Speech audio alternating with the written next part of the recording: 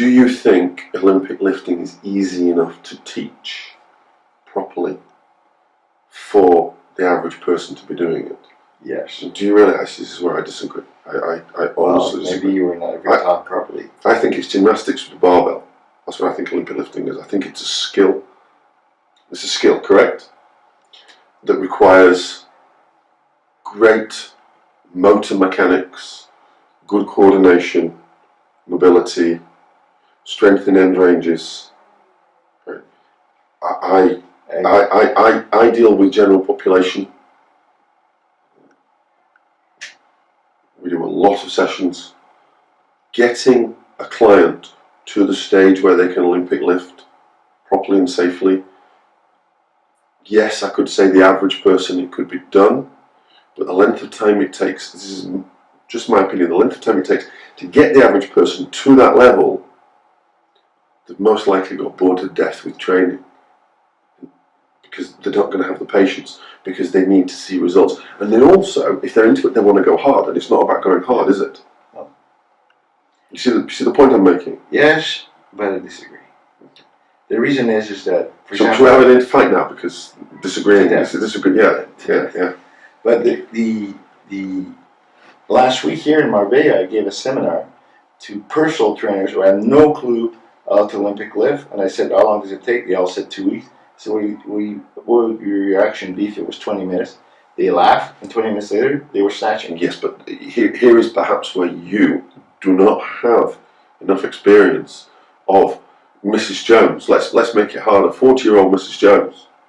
Okay. So, okay. Terrible name that. Yeah. Do you put her in a snatch? Okay.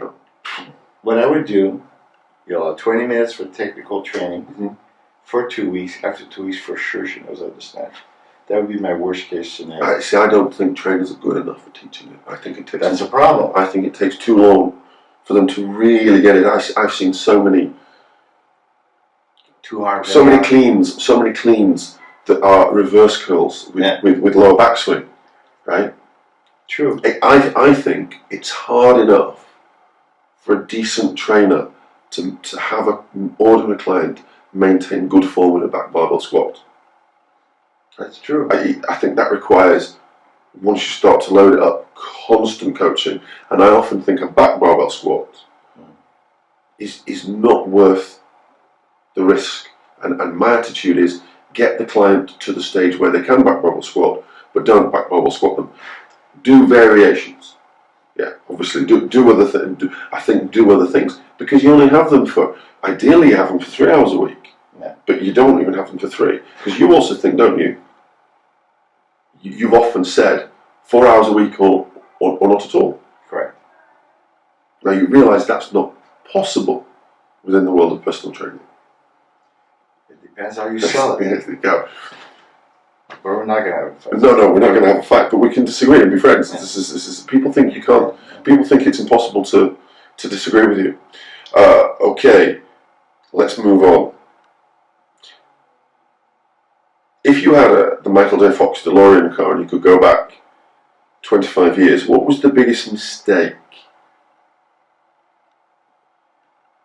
He says that's the biggest mistake you've made in training. Okay. The biggest mistake I made in training, it's probably 25 years ago, was to believe into the instability dogma. Okay. It was well sold to me. I give the guy a lot of credit. I tried it, but after 6 weeks, I said, this does not work. But I gave it a fair try. Instability dogma being train on balls and disc and blah, blah, blah, blah, blah. And it would make your prime version stronger? No. Is there value to some of these? Yes, but it's very short term. And there's a great value in rehab, but people need to make a distinction between circus training and strength training. What I find, actually I was just been hired by a very large chain in the US, and my mandate is to remove the devotion to unstable training to make it more ground-based. The world has changed in the UK for certain 10 years ago it was all that. But in It's if it's still out there, it's not a world that I inhabit. yeah, but see, in the U.S., in the top end clubs, it still has a large following. But the culture, Because the personal trainers are too lazy to train themselves, Yeah. and they say, I call that entertainment. You know, so it's you entertain the clients, and I mean, you used to have with a seminar. The guy said, "I'm not interested in results. I'm interested in." that wasn't even an unstable training guy. That was the guy who's trained UFC fighters. Yeah, he said after 6 weeks as a personal trainer, you know you're not going to get any more results. So you just and then wanted to say just entertain them. So I'd taken about, we were a small business then, we just had the one gym. I took about 6 or 7 staff, and we walked out at the first break because it was just a waste of time. If you think you can stop getting results after 6 weeks,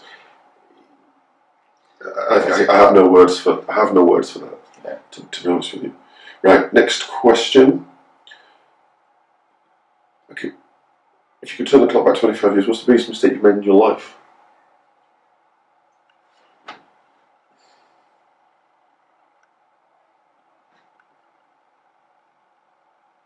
Trusting a particular accountant. Okay. Isn't it funny how people who are in business for themselves, you ask them what's the biggest mistake you've made? Because I would have also said trusting people. Yeah. Billy Joel got robbed by his manager. It happens to a lot of people. Accountants do it a lot, don't they? Because they have more control, I think, in the UK. I think it would be harder for accountants to have control. Right, moving on though. What do you think will be the biggest leap forward in 25 years' time for hypertrophy? That will be due to genetic testing. You'll be able to say to someone, you should run on fat, you run on protein, you run on carbs. 3 sets of 1 to 3 are waste of time for you. So the work's already started. Is it there yet? Because they can do different things with DNA tests now, but is it too general? I've been approached by several companies to look at that. The thing is that those same genes are tested by Genova. So I've had a few people submit samples with these cheaper companies, and they give me a result like Billy Bob should be a 800-meter runner. Turns out that Billy Bob that I sent was world champion in long jump. Yeah. So the interpretation of what each gene does is pretty cowboyish, I would say, at the time. Is it feasible that within 5 years, I think you'll be able to pretty much take someone's saliva and tell their potential. But you cannot push aside the mind of the guy. What do you think will be, just touch upon this very briefly, the biggest advancement, say in the next 10 years, in terms of performance enhancing drugs? I think it'll be peptides. Mm-hmm.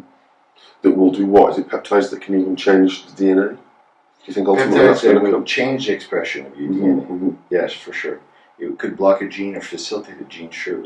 But I mean, let's say they have that off-touted blocking of the myostatin gene. This is going to kill somebody, and it'll kill them, right? Will the heart not grow uncontrollably?